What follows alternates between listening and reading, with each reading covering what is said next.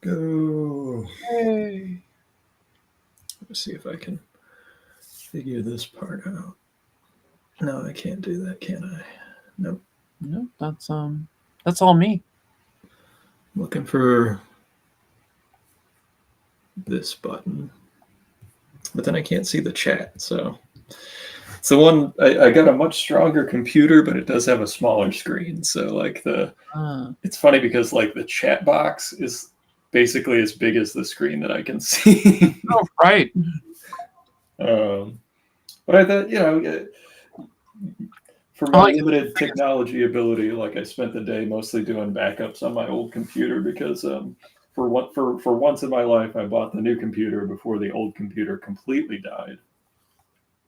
So yeah, that's new for you. Yep. Yeah. Usually, I just ride that thing into the ground. But like this year, I was like, I'm going to see what they have for the Black Friday sales, and HP had a really good deal on a very, very fast but small laptop. Their ZBook with 64 gigs of RAM. Oh, cool. So like it should be good for a little while.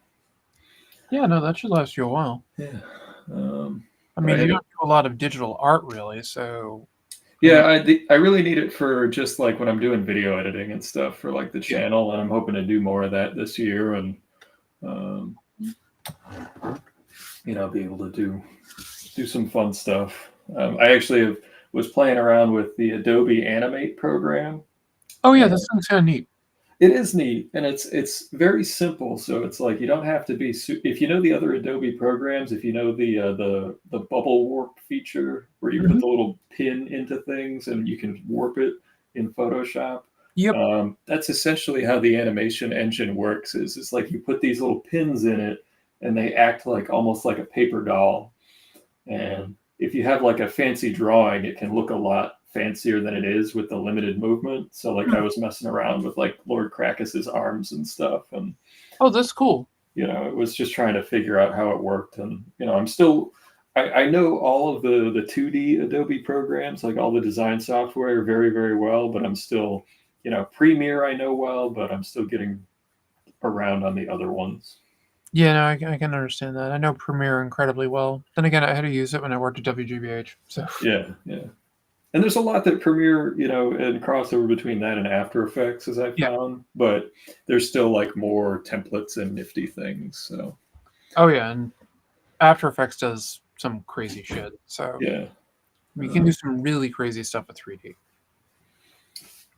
I guess welcome everybody to the first stream of the year. We're here with our good friend Alison. Hi, I'm here to annoy you. And what do I have here? Today, I also, in addition to that, scanned a whole bunch of old pages of Helena that haven't seen the light of day yet. This is the last page that I showed off was the splash page of the krill. Mm-hmm. The next page was a 2-page spread that is kind of like a big spoiler, but I don't know. I've debated on showing it or not. So that's why there was a little bit of a gap between the two. And then the page I'm working on today, I think you'll be able to see the whole, if I use my very fancy hand crank zoom feature here on my tripod. This is the characters all reacting to what just happened. So. Oh, that's cool.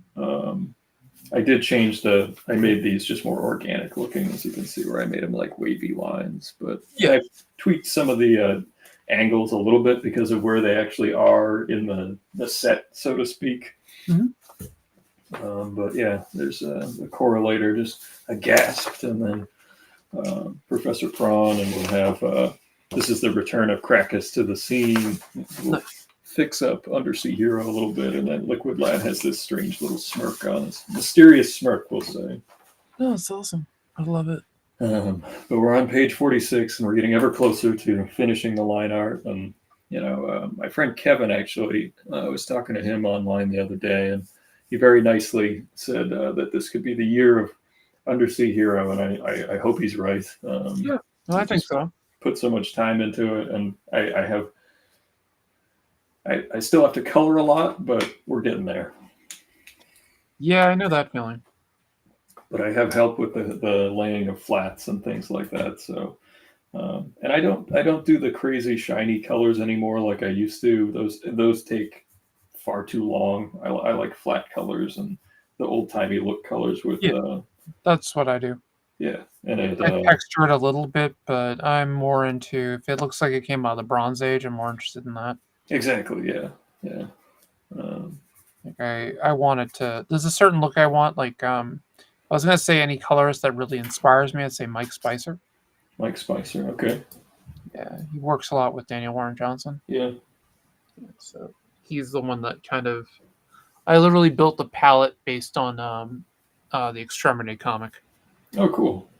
and then I modified it from there. But I like used a base palette kind of on the colors I saw that he was using. I did some selections from there, and then I built out my own from there. That's neat. I went on to Heritage where they have the lovely high res scans that if you're a member you can access them. Yeah. Um, I grabbed a whole bunch of George Russo color guides and some other colorists like Christy Shield and That's nice. a couple others, and just seeing how they approached it with that print technology in mind. Mhm. Because when you have that, like, because as I'm sure you remember, at the advent of digital coloring, they were trying to use like every trick that they had Oh yeah. that they had access to, rather than um, you know necessarily tailoring it to what they were working on, just because it Yeah. was No, the that's shiny new thing. yeah. That's exactly what it was. It was hey, look what we can do. We have this Yeah. new little thing, and the colors looked horrible. Hey, Caleb's here. Hey, Caleb. And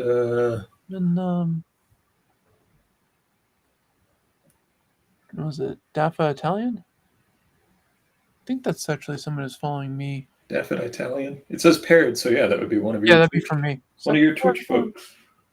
yep, one of my Twitch people. I was thinking about trying to switch over to restream for things, Yeah.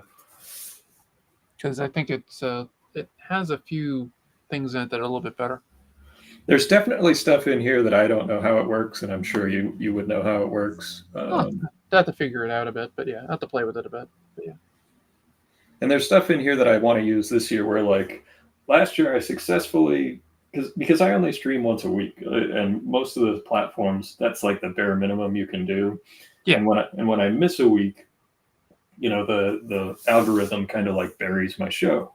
And last year I successfully once pre-recorded a show for a day I knew I'd be absent. Mhm. So I kind of want to have one in the can for a sick day, as it were. Oh yeah, no, I know exactly what you mean. So that's what I'm hoping to have. Yeah, so I'm Stuff cheating like today, that. and I'm working digitally on my sci-fi project I've been working on and off for a while. Oh, cool. I'm trying to look at it closely. This is the splash page. I had originally what I had here was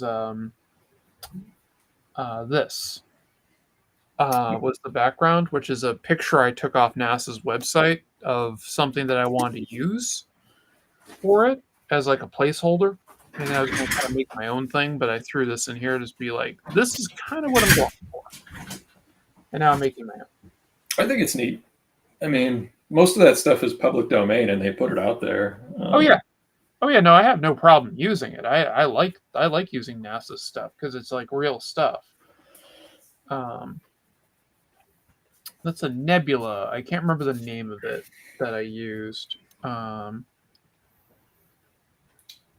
I was trying to get something that matches kind of. I couldn't find a really good shot of the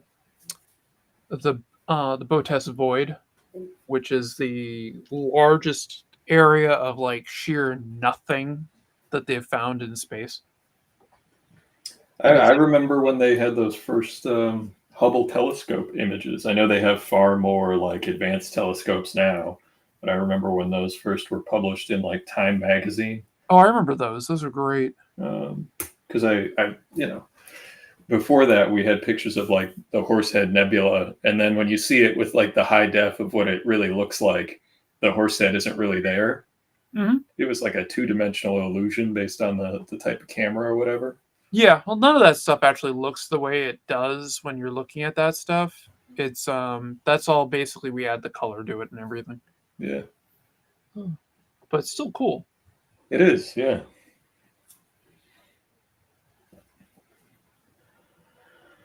Yeah, because usually we take it with our radio telescopes. I forget what the James Webb uses. I have to look at that again. But the stuff that James Webb is pulling out is beautiful. And then you have this is the Event Horizon telescope, and that's what we were using to take pictures of black holes. And that's I literally like using the entire planet as a satellite, as a telescope. I also enjoy, obviously, with the undersea stuff. If you follow the Mbari, any of their social media stuff, you'll see all kinds of things from like underwater viewing buoys and stuff. Mm-hmm. And they've recently just found they've gotten pictures of so many new species and things that have never been photographed. Like they just got the first pictures of the long fin squid, which it like these deep sea creatures could not exist with gravity, so they have these incredible like gelatinous forms that are look like almost like spider web arms. Oh yeah, And yeah, I've seen some of those pictures. Those are cool. I just if you want to see aliens, we've Yeah, we've, look we've under the got water. we've got them. Yeah, look like at a the squid or an octopus. They're and then not there's actually aliens, but the closest thing I can think of that is.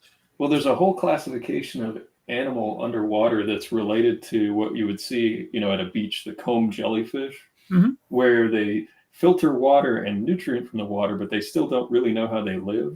Well, they found so many different new species in that family that are like almost the size of a car now. Like these are like giant, like stuff from the abyss. Like if you ever saw that movie in Oh, the I love that 80s. movie. I mean, it's the director's cut's the way to go with that movie. But yeah, I love that movie. Uh, That was the movie when James Cameron got punched in the face.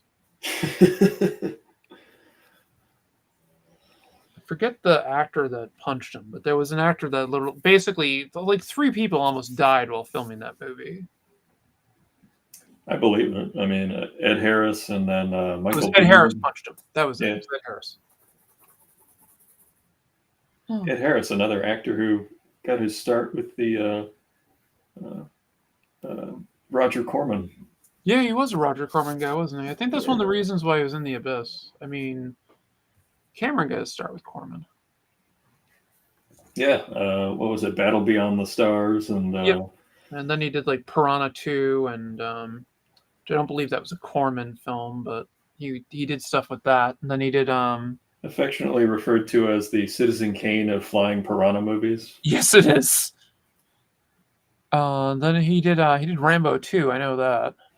Oh, he did. I didn't know Yeah, he that. had something to do with Rambo 2, First Blood Part 2. Rambo, First Blood Part 2. That's what it was.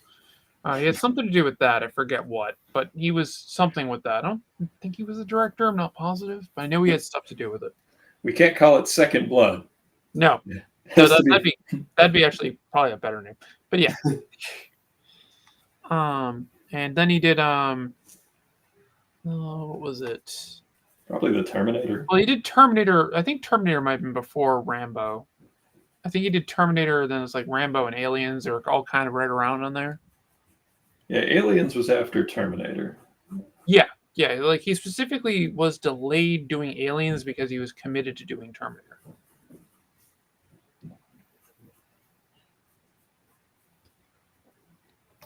I got to be honest, I have not seen the original Terminator in many years.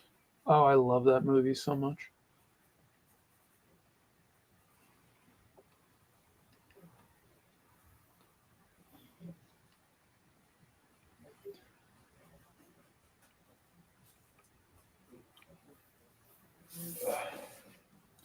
That was a great movie.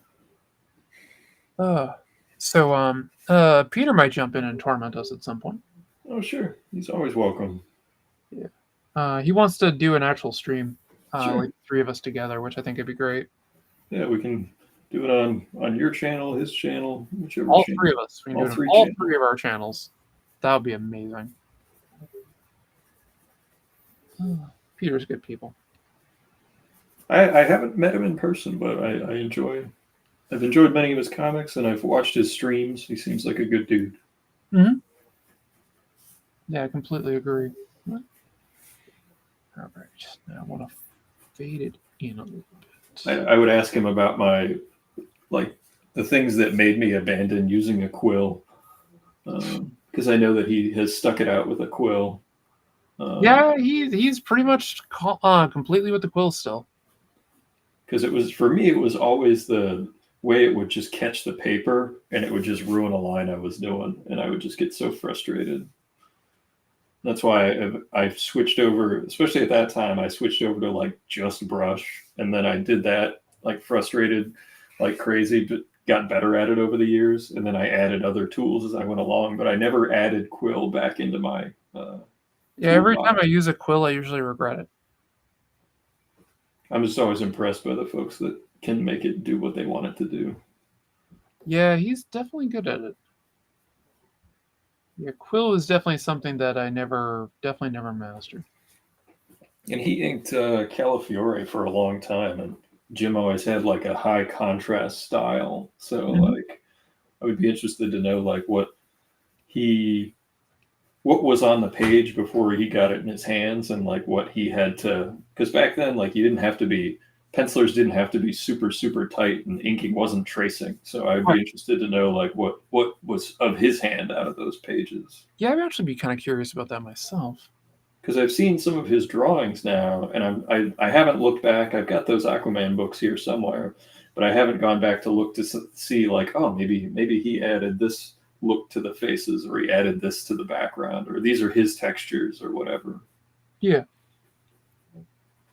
it's always interesting figuring out the delineation of work. No, I completely agree. So, did you get any good comic-related Christmas presents? No, I did not. No? I'm probably going to use a little bit of the money I have and get something. The new place I'm living, I actually have money again. Hey, But I actually have more money than I did before. So I am debating on saving up and getting myself a piece of original art from someone. I haven't decided who yet. And what I can afford. Well, I got I would describe as a budget piece for Christmas. Oh, cool.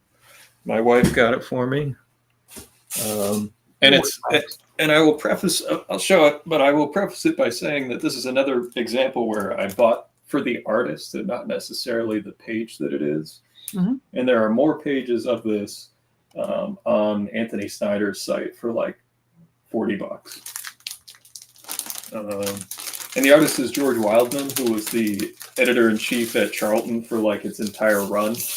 Yeah, I was going to say, are you getting a Charlton piece? No surprise. It's not Charlton, but it's the guy that basically is the reason that E-Man and all those other characters like Raj 2000 exist. Oh, cool. And this is actually when he did Tiny Toons for DC. Oh, that's fantastic. So I love it. You've got all the little characters, and you've got Ham and Ducky taking photos. And then, like, I thought it was funny because Hampton says, "I'm taking photos of the crab just burrowed into the ground." And Plucky says, "What are you talking about? Crabs aren't found in the bush." And then a little crab pinches him on the nose. Gets on the nose, gets on the beak. That's great. Oh, that's amazing. I love it. So yeah, it's just a fun little page and like indirect Charlton history. There's actually quite a few. I tend to make a list for, Camille will ask like, oh, if you want a piece of artwork, I'll make a list. There's actually some really good stuff in the like $40 to $80 range out there right now. Oh, I'll probably go looking for that. So yeah, I can actually afford that. So people are like, oh, you can't collect original artwork anymore. It's like you can't buy a Todd McFarlane splash, but you can still buy artwork. I was gonna say a Todd McFarlane splash is like $10,000, like minimum. So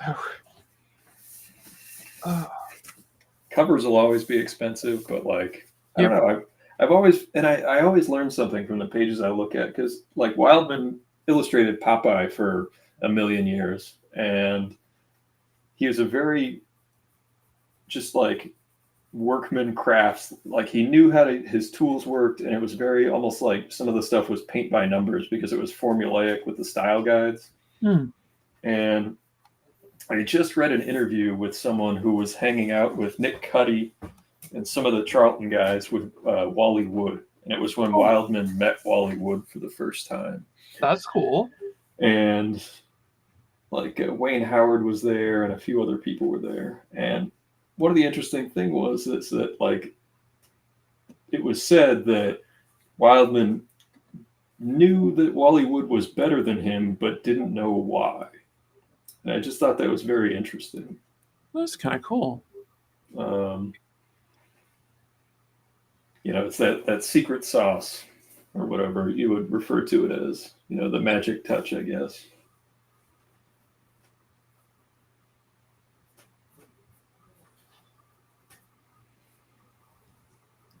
That was in there's a book called Against the Grain. Oh, okay. And it was put out by Tomorrow's Publishing. It's really hard to find these days, and it's more of a collection of essays written by people who knew Woody and who worked with him. So like there's essays by Ralph Reese and Larry Hama and Bob Layton, and I think Howard Chaykin has a piece in there, Bill Pearson. So like any of the CPL gang and the old Wits End gang all have different essays and stuff in there, and it's just an interesting piece. Oh, that sounds really cool. Yeah, Bob Stewart was the editor, putter together of the book. Yeah, that sounds really cool.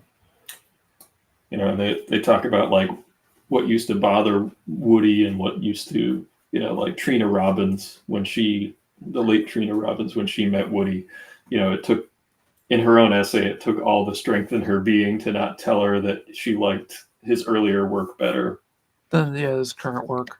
Yeah, at the time. She was such a fan of the EC stuff. Yeah, I can definitely get behind that. So, people forget that he, designed the red costume for Daredevil, and like he did make contributions to like some of the mainstream current superhero world, but oh yeah, he definitely did. He never struck me as a guy that cared all that much about superheroes. No, I always got the feeling that he didn't, and John Buscema, I never really got the feeling that he was interested in superheroes. Yeah, I think Buscema was really happy doing Conan. Yeah, I have read in interviews where he basically said like if it weren't for that, he would have just gone fully back into like magazine illustration. More commercial art. Yeah.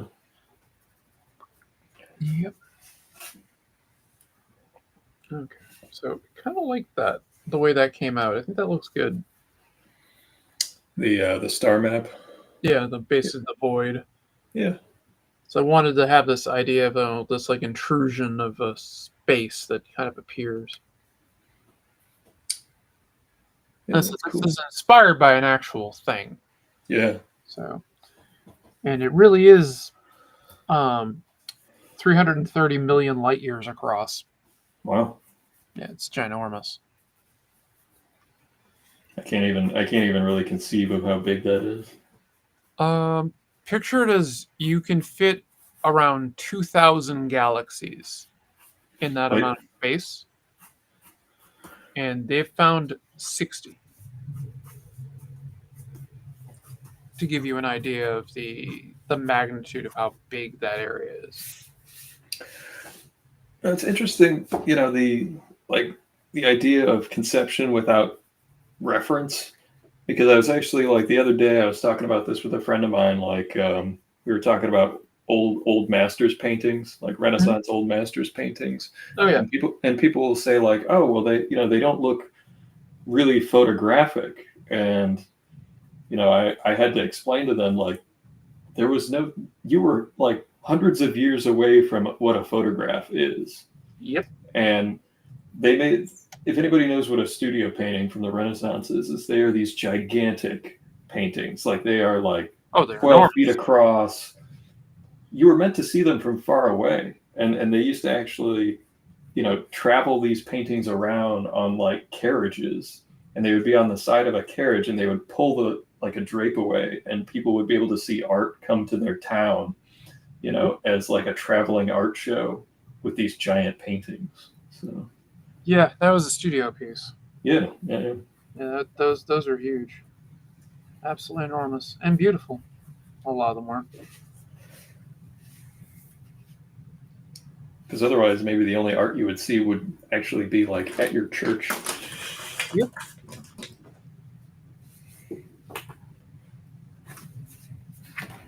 There's my prelim. I can see my prelim.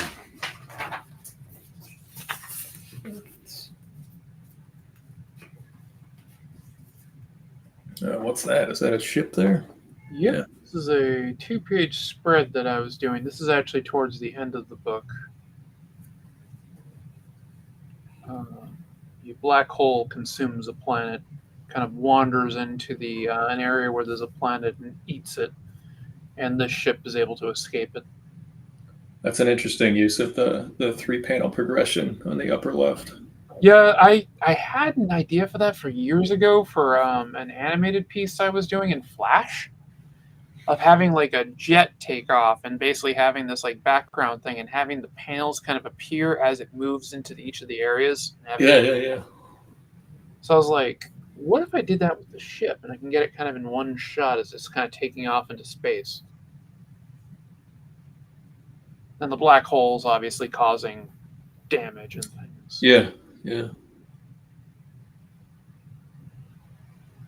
I had realized that I must have flipped the spaceship like right around down here at Yeah. one point because I noticed it when I had printed this out so I could kind of look at it as well, see if there's anything I wanted to do with it. Yeah. Can you pull back a little bit? Yeah. Oh, okay. Yeah. There's another 3-panel on the right. There we go. Okay.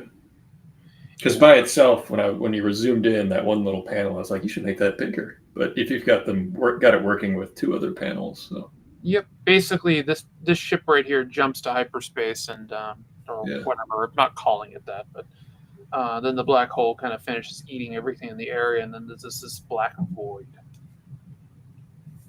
Cool. Very nice. Yeah, I had a lot of fun making that.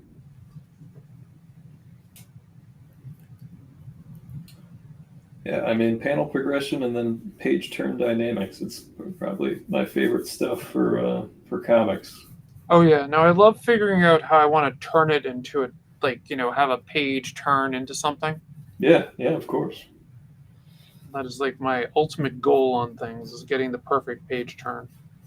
I was actually working on my website because I'm going to be putting a bunch of stuff on it next year just for free. I'm just having stories go out. And I was working on the gallery design, and I want to make it so that you can only, on so many of these website galleries, you can see like all the pages. So you can see into the future and everything all at once. So I want it to be just the first page, and then you see the second page as if you're flipping through it. And then if a 2-page spread comes out, it then automatically adjusts to a wider aperture. That'd be really cool. So that's one of the things I was working on today. Are you still using Wix for that? I am, yeah. And there's so many new ways to change all the settings and customization in it that like it just takes some time, and I'm sure I'll have it done, and I'll just be able to copy and paste it and refill it with different pages. Because I looked at some of the different page flipper plugins that are out there that you can get, but like they slow it down so much, and then also when you're looking at it on mobile, it looks terrible. So yeah, I can see that. As long as I have the idea of where you see only the pages only the page I want you to see, followed by the next page that I want you to see at that time, as long as I can keep that order, I would be fine. I'm fine with it functioning that way without that cool like animation bit. Yeah, no, I know exactly what you mean. I've been thinking about I've had a domain for my Alley Cat comics for like ever, and there's like barely a placeholder page up on it. And I've been thinking about just like taking it over to Wix and building it there because I can build it out so much quicker. And honestly, like their help support has been fantastic for me. So I've heard good things about them, so I'm like leaning towards just doing that. And they also have that. I worked with them when the AI stuff really started taking off, and I found out about all my work getting scraped, where they unlist your image, so like you can still see it, it displays, and your keywords still come up, but it won't come up in those automatic searches. Oh, And that's handy. So you avoid the scrapers. exactly, like you can't stop somebody from going in and screen capturing it or anything like that, but it stops the automatic programs from grabbing stuff. Oh, I approve of that. That's another reason to go with it. Yeah. And it's literally now just like a little checkbox. When you put in your image, you hit this little lever and it makes it unlisted. Oh, that's very handy. Those pages are done. Hello, Martha's. I'm doing well. How are you? Hello. Let's see.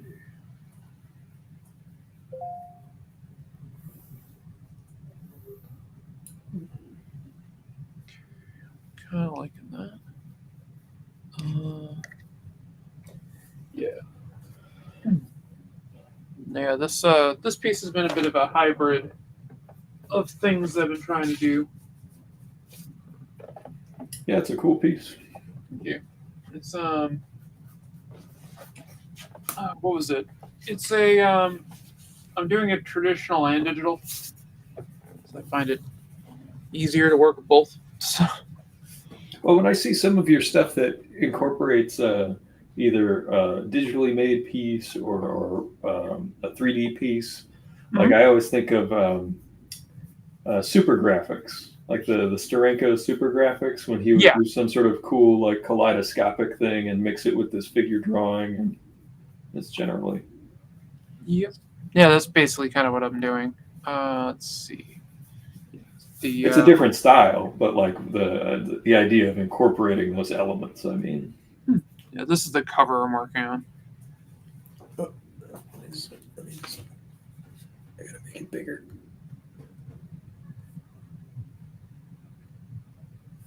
There we go. Very cool. What's this behind this element here? This is my science fiction book I've been working on for a bit. Oh, you can't see me pointing. So, I mean the background elements. Like I can see like there's the planet. Is that a logo design? No, it's just all planet stuff. The logo I'll put over it, but yeah. Okay. But that's basically that. Then I had I got this set up so I had like a look, so I had an idea of how things would work, and I wasted ink. There's a very important cat meeting going on behind you. Yep, the two cats, Kaiju and Rocket, my new kid. I have that page. Wow. Heavy action. Yep.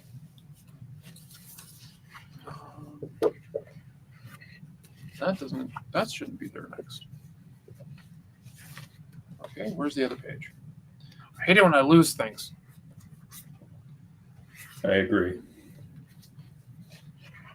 Lose my mind. I'd lose my head if it wasn't connected. What the hell? Where'd it go?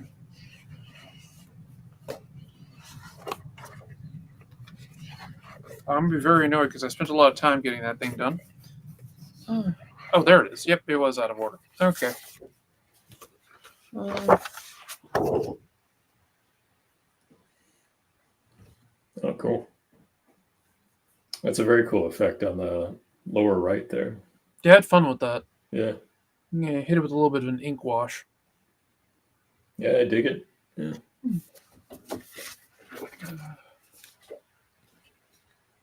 Then we get into I said I'd done kind of how I want the book to end. I started setting stuff up with that. Yeah. And this is where the black hole kind of comes into, and it starts to eat things.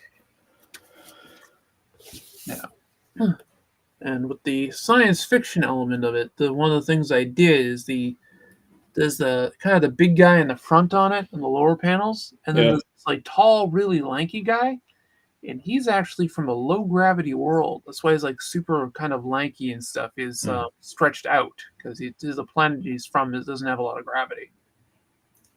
I don't think people realize how difficult it is to draw two people in perspective walking towards the camera. It's That's a not pain in the ass. that's not an easy one, Uh, but it looks good.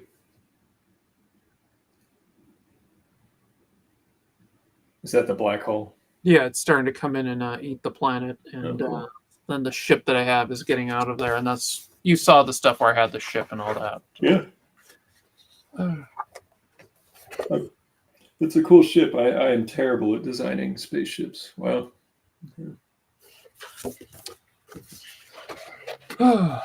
Yep. So that's what I got for it so far. Things I'm working on. Very cool. Oh yes, the kitties are definitely the little scene stealers. I completely agree with you, Martha's.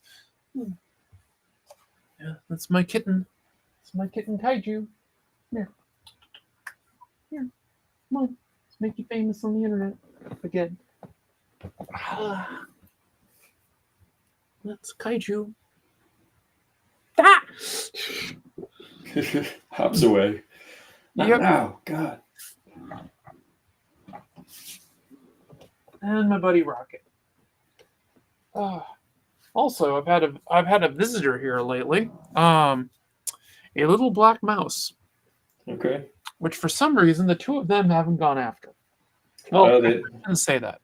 Kaiju's taken interest, and he doesn't really know what to make of it. He's like, "What do I do with this?" And like kind of baps it a little bit. And Rocket's just sitting there going, "Yeah, I'll deal with it later." It's like and I've gotten to the point that if it comes back again, I'm going to name it and keep it as a pet. So, Hey, I mean, the cats don't seem to mind, and that's their job. So yeah, I'm gonna get like a I don't know a fish tank or something like that and put some stuff into it, then stick it into it, and I'm gonna name it Black Phillip. okay. Get a little witch reference in there.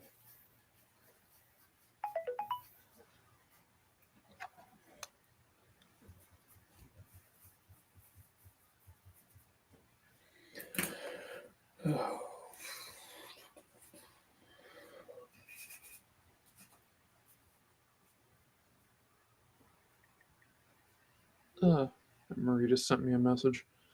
Okay,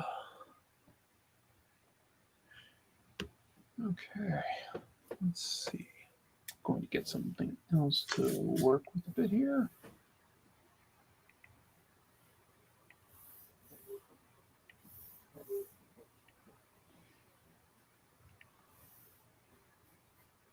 Yeah, I'm happy with that. And I got my correction on the size of the void. Al, you're a big Wrightson fan. My buddy John had a post, and he was asking if there was ever a promo poster done of. I think I have it right here, actually. This cover.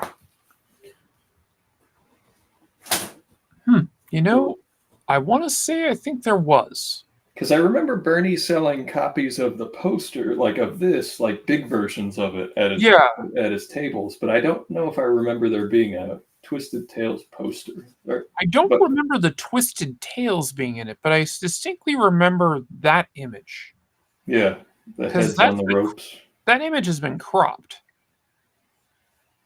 Because I know that there's more to that image. It continues, yeah. Yeah, there's a whole more, and there's like more to the sky and everything. Yeah. So I think when I saw it, it was like the whole image. Yeah. He seemed to think that there was like a Twisted Tales promo, so he's been scouring the internet and eBay trying to find a copy because he's a big Wrightson guy. I love Wrightson. Wrightson is the man. That is not right.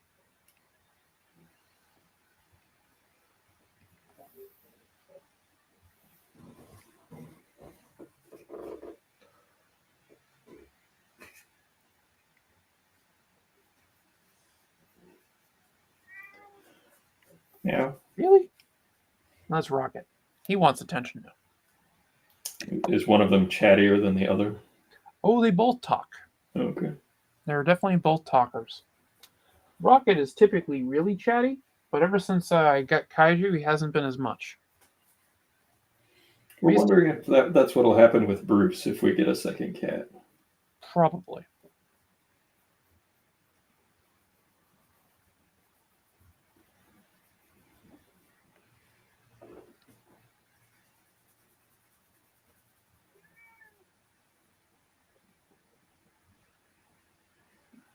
Pretty sure this is what I wanted. I'll find out in a second if it isn't. Manion, I always does twice the work everyone else does on their stuff, very painstaking. I, I spend a lot of time on it. I do. Too much time. A pro would be done by now. Yeah. They're about as pro as they come. I appreciate that. I think Rocket needs some attention. Here. Yeah, you come here. No, you're not going away. Ah.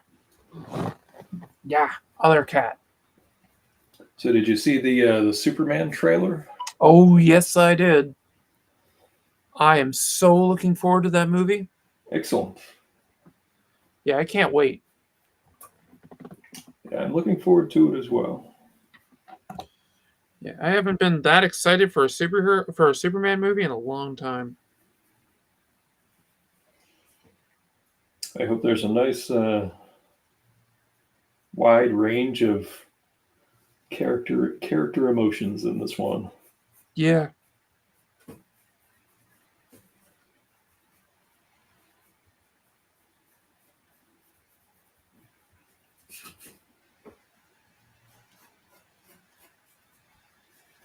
Yeah, and as soon as I saw Crypto, I was sold. Yeah, that was very cool. I just love the fact that they were using Crypto. Well, I appreciate the fact that they're going at it with not the idea of having to start with an origin to begin the thing. Oh, God, yeah. And I know that that's something that, like, studios have been afraid to do. So I hope that it does well and we can just, like, start a movie and make a good movie and not be, like, saddled with having to also tell the origin. Yep. Like, you can give enough of a nod to whatever character basis you need without, showing the destruction of Krypton from beginning to end. Oh, you're absolutely right. And that being said, the original Superman's, one of my favorite movies. So I love the original Superman.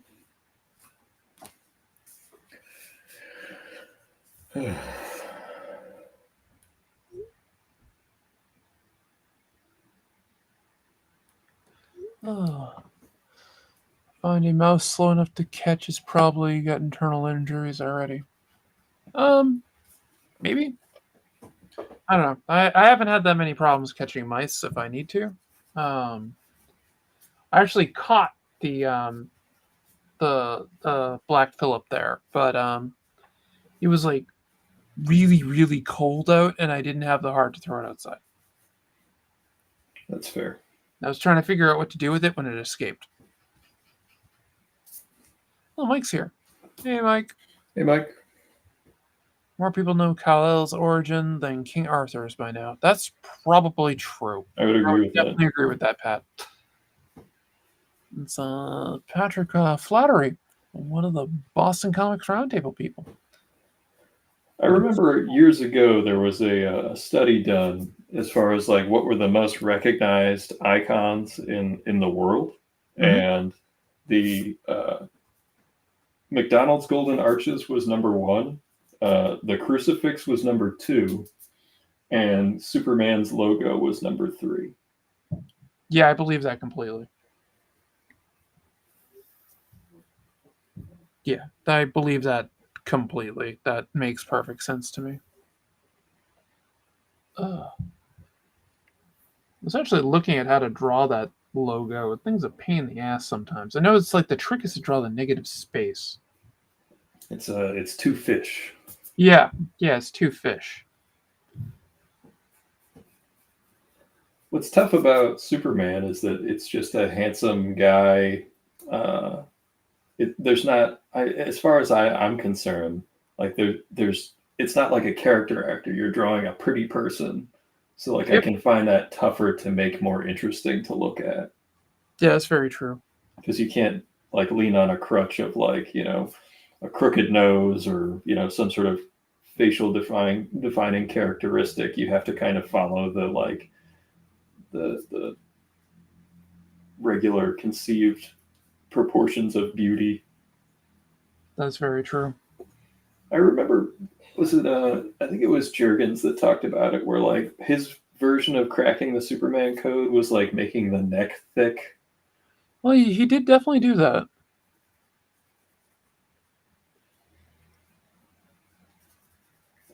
It was either he or Kerry Gamble that I read that from. Well, both of them are known for that. It might have been Kerry Gamble because I read his First, sketchbook. yeah, yeah. Gamble was first, wasn't I think they were there about the same time. Gamble was at Marvel for so long on like Power that's Man and Iron Fist, and he did Marvel team up for a little bit. That's true. Yeah, I know. I have a lot of his stuff on Power Man and Iron Fist. I love that book. I always thought Gamble was an underrated artist, and there, when I show him to people now, like some people don't Don't even know who he is. differentiate or recognize his stuff. Because there was actually like a one shot of the X-Men at like the Texas State Fair, and I know that sounds ridiculous, but it was a real thing. Yep, And I remember that. yeah, and Kerry Gamble drew like the first 12 pages out of like an 18-page story. And if he had drawn the X-Men at that time instead of John Romita Jr., I have no doubt that he would have gone down as one of the best artists, especially on X-Men. Yeah. There's a splash page where they're in the danger room that he did the entire team on, fighting like a hologram of Magneto. And it was just dynamite.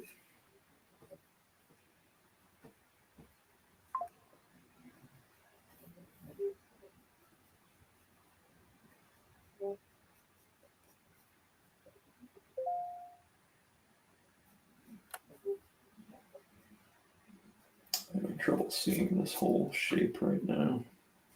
I'm gonna have to just go in there and get the blue out and draw some shapes so I know where things are.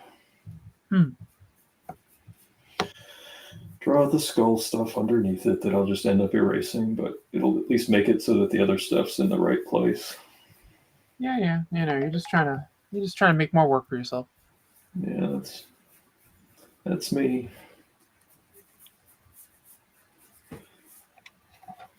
Nowadays, people thumbnail, blow it up, layer one line art over it, fill it, clear purple shadows, done. Not you. No, that's not us.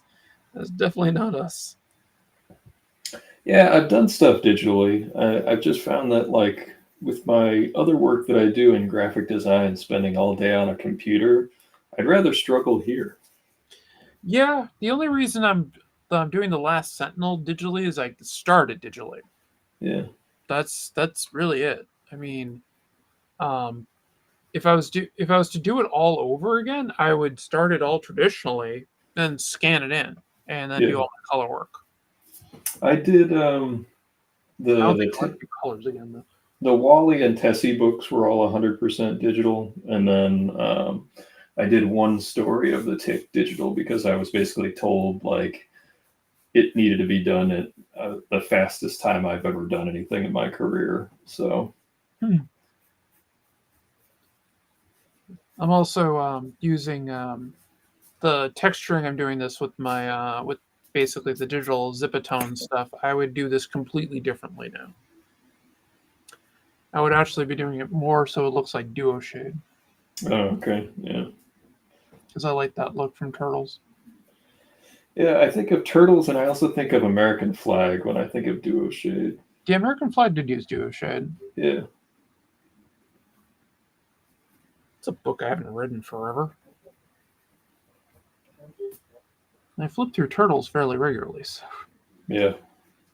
I think I was actually looking at an old trade of the turtles at an antique market over the holidays, and I hadn't. It was one of the first comics trades. I hadn't looked Oh, at I one of loved those.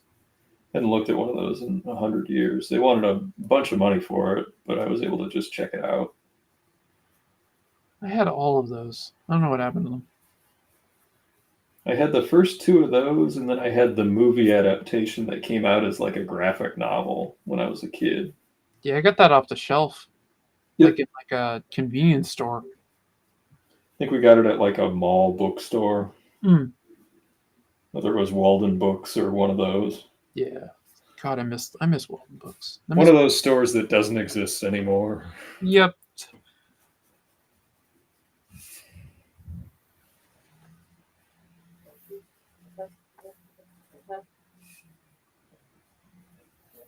Damn it. One thing about zooming in, I keep noticing shit I miss. That's actually one of the reasons I stay away from digital is because I found myself zooming in too much. Yeah. And I would be doing stuff that didn't help the page or the piece at all. And I would just like, as much as I make work for myself here, Mhm. there are limits. And, I've actually been lately drawing a lot of pages like manga size. I'm gonna be shifting to that completely soon and going right down to manga size. Like do 9 by 14 or something. Yeah. This is that thing I was scanning today that I've just kind of done between stuff. Like here's the Helena story. Or it's just on 9 by 12 where I Yeah. crop in a little bit. Or even 9 by 12 would be good too. I laid out a few pieces in a 9 by 12 format just to kind of get a look at it to see how it would come out, and I liked it overall. Because I think I've been getting ahead of myself with some things, and like with Undersea Hero, like I was so focused on a certain look rather than how long it would take. Yeah, I know exactly what you mean there. Where is it? Something. My I don't know if you can see it. That's the my tribute cover to my tribute piece to X-Men 141. I have to enter full screen. Classic. Yep, did it with my with the Last Sentinel stuff. Cool. I stuck in a bunch of my other characters that I haven't introduced yet. First cover appearance. Yeah. But yeah, this is me testing out the 9 by 12 stuff. Okay, cool. Kind of just getting a base start of what I want to do with it.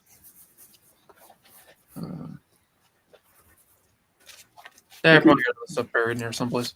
Looking for ways to make making comics more creator friendly. Yeah, no, I know what you mean. All right, you can jump back to the both of us, and I'm gonna run to the bathroom real quick. So I'm just gonna mute and stuff for a second.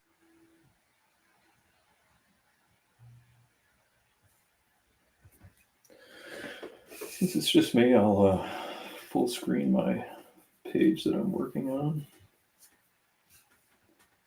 And to me, there's not quite enough cartooning going on in here, and it's because I'm drawing the head so big.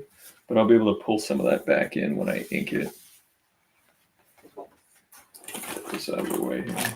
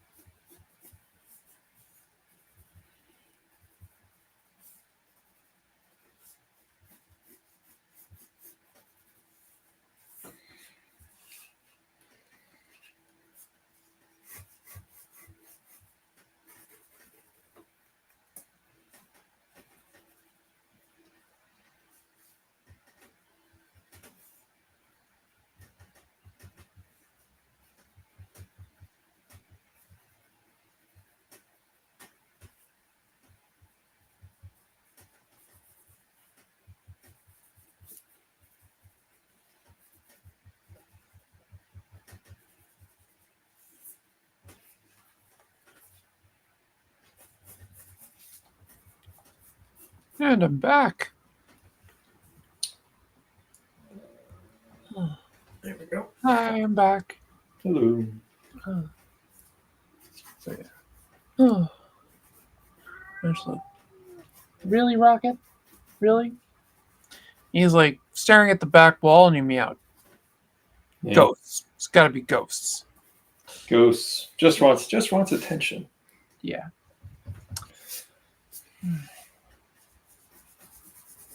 But yeah, no, I've been strongly thinking of either going 9x14 or 9x12 Yeah. for the future. And just kind of seeing what will happen with it. I mean, one of the things I did do with Undersea Hero was like when I did a double page spread, I used a large, giant piece of Bristol that wasn't quite 22 by 17, so it's a little smaller. Yeah. And I honestly, when I scan it in, I don't notice any difference whatsoever with the finish. Yeah, I was debating for doing a double page spread with it. Is I got some what was it? 14 by 17. And just kind of going with that. So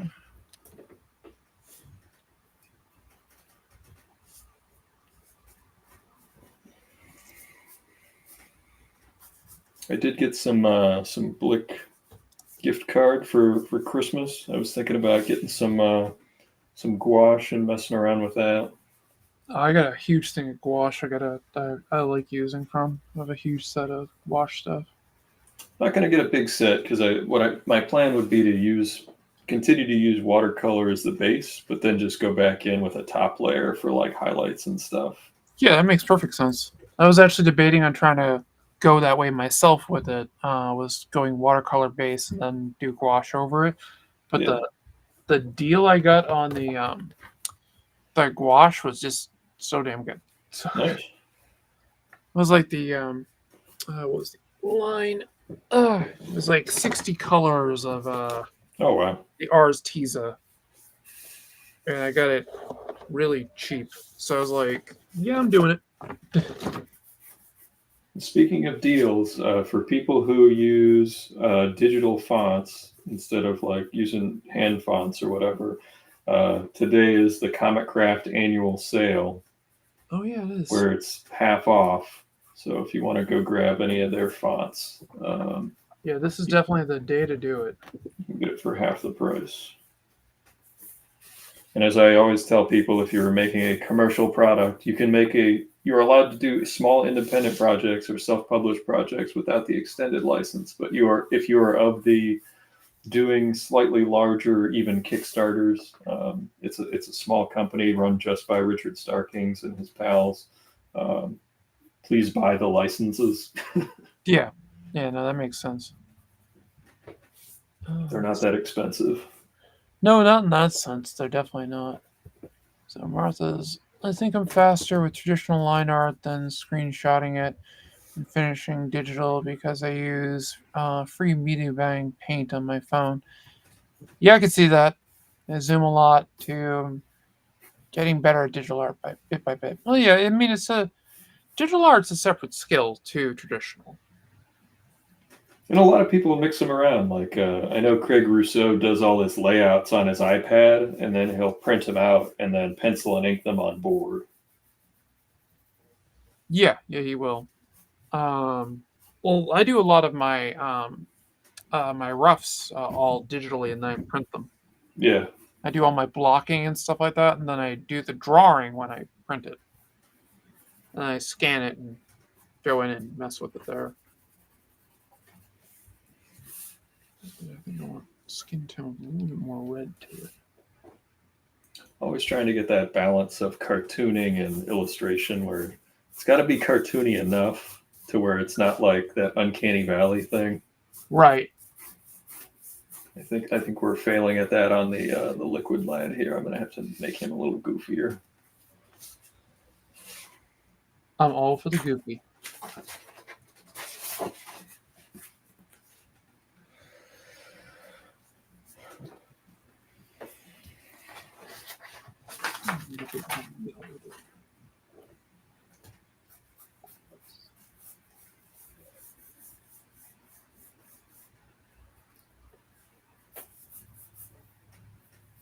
trying to get this guy's skin tone color, and he's like horribly burned by like acid. Oh, okay. So I'm trying to get I was thinking of doing kind of a yellowish tinge to it to make it look a little sickly. If you're going sickly, and I know it's cliche, but if you're thinking yellow, just put in like a tiny bit of cyan, so it's just a hair towards green. That's not a bad idea. Instead of skewing towards orange or red. Yeah, that's not a bad idea. Because if you think, was it Tom Savini when he did the remake of Night of the Living Dead? Yeah, that makes perfect sense. He made everybody green. Yeah, and yeah, because I remember in Dawn of the Dead, everybody was blue. Yeah. Yeah, the remake of Night of the Living Dead is really good. It's a good movie. It is. I don't know. My favorite Dead is probably still Day of the Dead, but... You're a Day of the Dead guy. Yeah. There's nothing wrong with that. I like when the story keeps going, you know? I mean, even if it has its flaws, like, I actually thought 28 Weeks Later was a better movie than 28 Days Later. Okay, we're going to disagree on that one. Because I know Cillian Murphy's in the first one. It's got a better cast. Like, it's the introduction to the concept. Yeah. I don't know. There's something about the second one. Oops.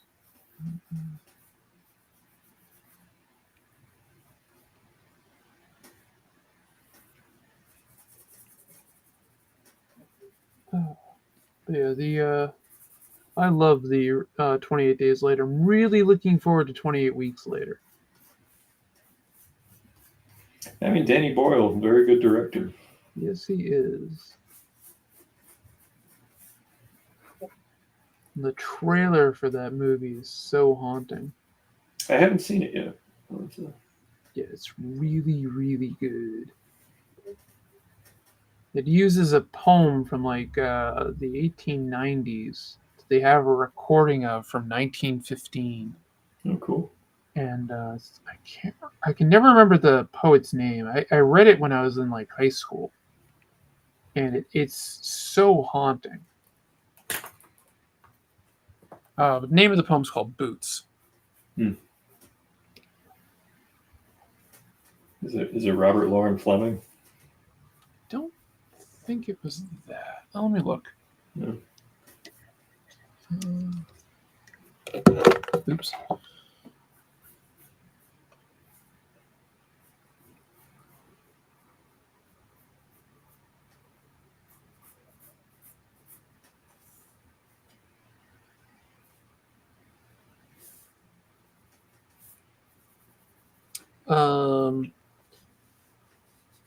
Rudyard Kipling. Oh, the Jungle Book. Yep, and it was written in 1903.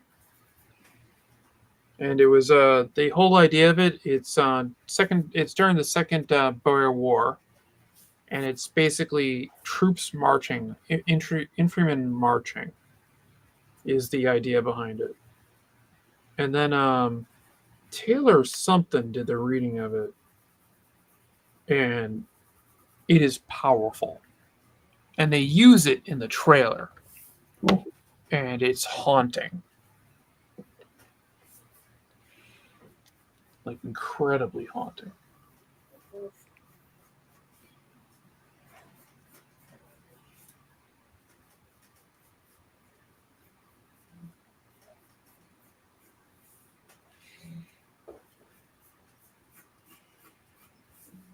So they're gonna be a traditional poetry comeback in 2025. Are we gonna be talking about Longfellow on the stream in July?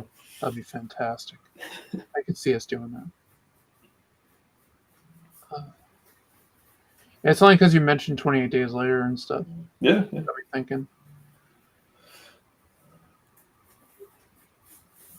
No, I did my my senior capstone in college on Shakespeare's sonnets. So Well, that's a pretty cool capstone. before Patrick Stewart was reading them on Twitter. Fair enough. Was it 33 or something like that? 36?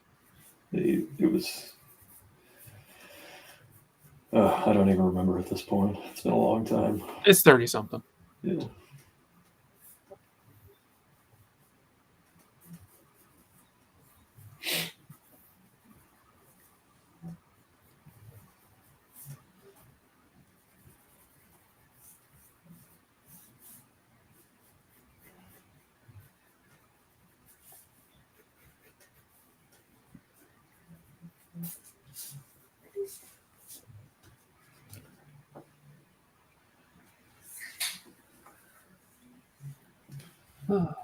Weird shit that we come up with during these things.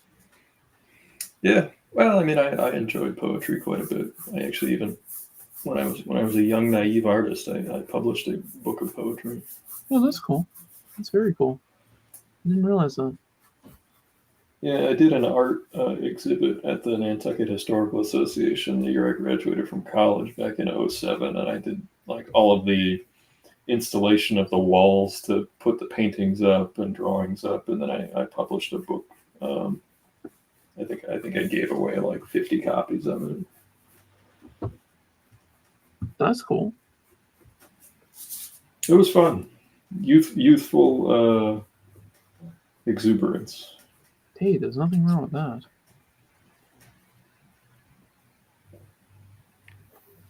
Everybody's allowed to do youthful, crazy stuff. We're not very youthful anymore, though. No, my back, especially my back.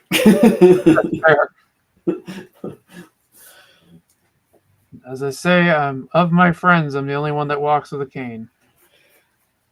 I used to have one bad part of my back. Now I've got two. Now my back is just bad. Yep. All right. Well, I think we're in a good spot for the evening. What do you think? Yeah, we can call it here. I'm also a bit tired myself, so I completely understand. Zoom out, see where we're at. I'm gonna redraw Liquid Lad's face. He's not exaggerated. There's some of that uncanny valley thing happening here. Everybody else has enough punch to it. Oh, I've got to draw. Krakus is wearing a giant gold chain at this point. Oh, awesome. He's coming from the Undersea Casino. Oh, that's fantastic. So I can't wait for this book. He's got a very large gold chain that he's wearing. I literally cannot wait for this book. Yeah, thank you. I need this thing in my life. Well, it's one way or another, it's getting done, and it's getting done in 2025. So, thank you for coming on. The pages and everything look great. That 2-page spread with those 3-panel progressions. I love the creativity in that. That was very cool. Oh, thank you very much. So I hope you and the kiddies have a lovely evening. And thank you, Caleb, and everybody, and Martha's. If you want to, Martha's just said if she wants us to check out her work, she could send it along. Oh, definitely. Yeah, I'd be happy to check out anything. Yeah, I'll look at anything. I don't have Discord, but I can give you my email address. So. Well, I got Discord. I think Martha knows me on Discord. But yeah. Okay. Yeah. Either way, I can give you my email address too. So, but yeah, no, I'd love to look at it. Cool. Well, I wish everyone a good night. Thank you, Alison. And thank you for having me as always. Yeah, anytime you can come on, you're always welcome. So I appreciate it. Yeah. Good night, everybody. We'll see you next week. Bye.